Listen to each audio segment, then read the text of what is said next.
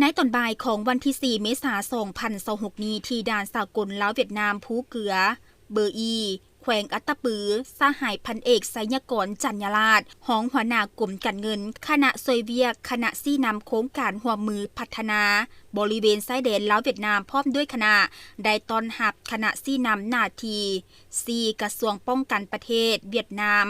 นำโดยสหายพันเอกพิเศษฟาร์มส่วนเซินห้องหัวหน้าห้องเศรษฐกิจป้องกันศาสตร์กรมการเงินกระทรวงป้องกันประเทศสาธารณรัฐสังคมนิยมเวียดนามพร้อมคณะ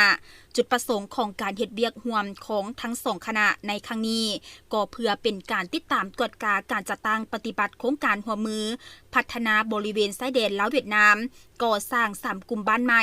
กลุ่มบ้านเมืองจำเมืองไซจำพรแขวงบริคำไซกลุ่มบ้านหนองมาเมืองบัวละพาแขวงขมวนและกลุ่มบ้านสมบูรณ์เมืองภูวงแขวงอัตตปือซึ่งโครงการดังกล่าวกำลังดำเนินการก่อสร้างในปัจจุบันในโอกาสนี้คณะลาวเวียดนามก็ได้ลงติดตามกฎการโครงการตัวจริงอยู่บ้านภูเกือซึ่งนอนอยู่ในกลุ่มบ้านสมบูรณ์เมืองภูวงแขวงอัตตปือตื่มอีกด้วย